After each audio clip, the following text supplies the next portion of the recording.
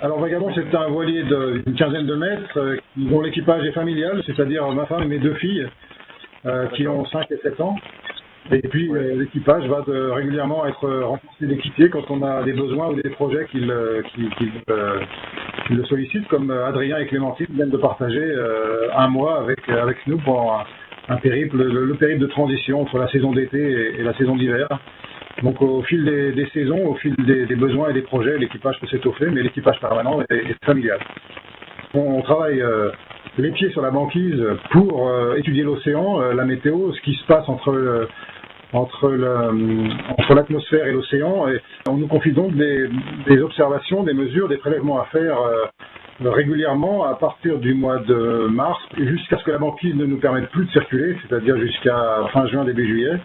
Et tous les jours, tous les 2 jours, on va ausculter ce qui se passe sous la banquise avec différents instruments, ce qui se passe éventuellement dans la glace aussi ou juste sous la banquise. Et puis tout ça corrélé, bien calé dans le contexte météo qu'il est important de suivre et de monitorer avec précision l'enneigement de la banquise.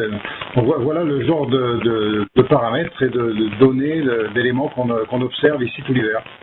J'ai une formation d'ingénieur en génie océanique et lors d'une année passée aux îles Kerguelen pour l'Institut polaire, pour mon service national, j'ai réalisé que ce qui m'intéressait le plus, c'était quand même le terrain, l'acquisition des données.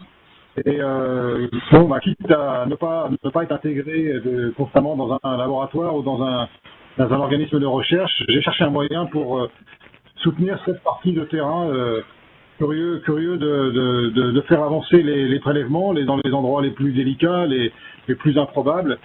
Et puis c'est à Kerguelen que j'ai compris que l'intérêt d'un bateau, même de petite taille, et c'est là que l'idée a germé. Ensuite, il m'a fallu un peu d'années pour concrétiser ce projet. Et puis je me suis lancé donc il y a 15 ans. J'ai acheté Vagabond pour ça, sans vraiment savoir si c'était raisonnable, si c'était possible. Et puis ça s'est assez bien passé au début, en particulier avec Laurent Geoffroy, le géologue là, qui a été le premier à embarquer, à revenir et à revenir encore. Et puis je pensais pas du tout en faire une activité vraiment durable si longtemps et avec une possibilité de combiner ça avec une vie de famille. Donc aujourd'hui, on a un équilibre qui était au-delà de tout espoir, mais qui évidemment nous convient beaucoup. Donc on espère rester à la hauteur des attentes des scientifiques pour qui on aimerait travailler longtemps. Comment se fait le ravitaillement du navire à bord? Quand le bateau est parti de la France, ils sont partis avec les cales complètement pleines et donc ils vivaient encore un peu là-dessus. Et il y a eu du ravitaillement de fait, si je ne me trompe pas, quand ils sont passés au Québec, ils ont acheté une certaine quantité de matériel qui a été envoyé par bateau là-bas. Et il y a aussi au village, parce qu'ils sont tout près du village, à 3 km, je me rappelle bien, une coop où ils vont chercher de frais, les produits laitiers, les fruits, des choses comme ça. Alors nous avons participé là il y a 4 ou 5 jours seulement au ravitaillement justement du bateau. 2 grosses caisses en provenance du Sealift, donc acheminées par un des quelques bateaux qui l'été ravitaille Kivitarjuaq, avec toutes les provisions pour l'hiver. Ravitailler un bateau comme ça qui fonctionne en autonomie, c'est un travail important et critique parce qu'il faut pas oublier je sais pas, le papier toilette ou des pâtes en conséquence. Et c'est une opération qui nous a pris, alors nous pour décharger les caisses, parce que c'est surtout à ça qu'on a été utile avec Clémentine, ça nous a pris une demi-journée.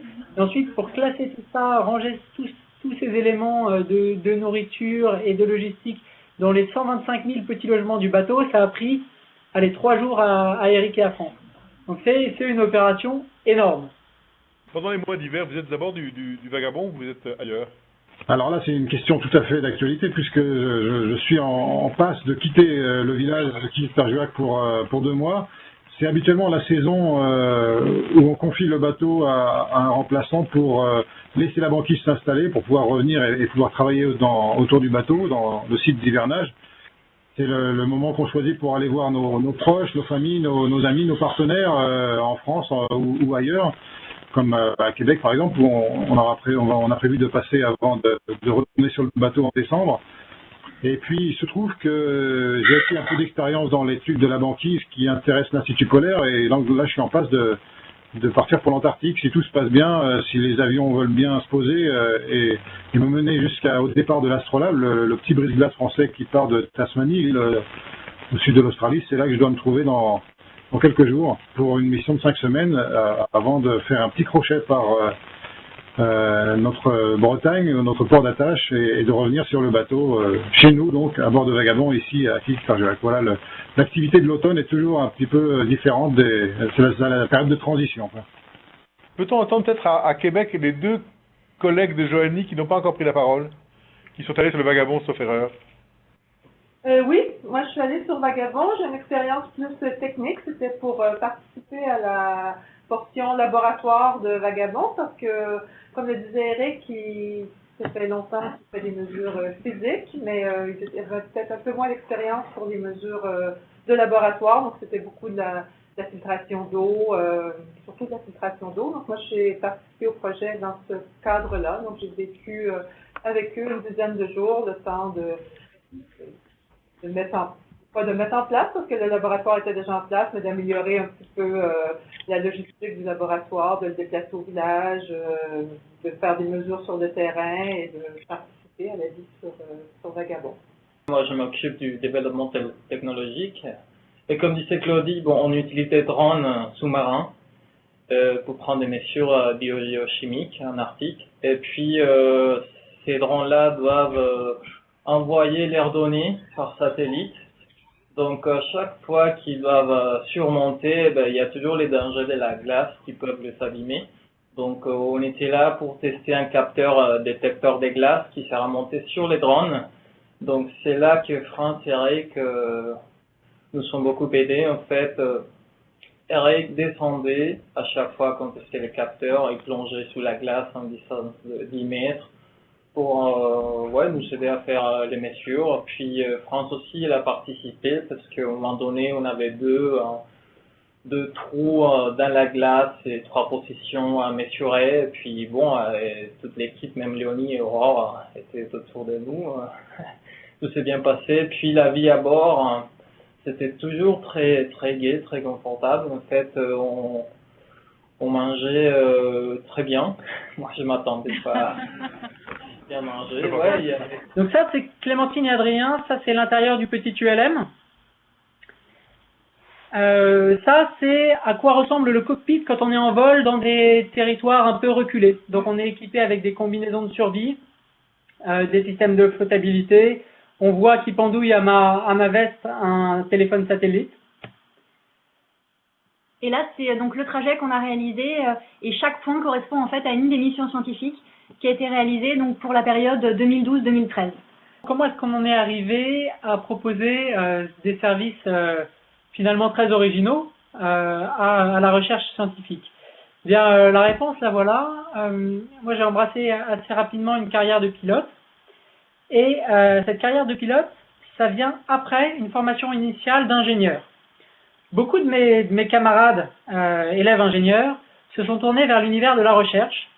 Et en fait, sachant que j'étais pilote, ils sont très très rapidement venus vers moi, systématiquement en me disant « Ah, je travaille sur un site de fouilles archéologiques, j'aurais besoin de tes services pour de la photographie pour m'aider à en tirer des plans. » Donc je viens, moi, avec un avion léger, puis je passe sur le site pour tirer des plans, et puis, par hasard, cette première fois, on découvre, juste dans le champ à côté duquel il fouille, une villa gallo-romaine qu'on voit grâce au contraste de croissance des plantes.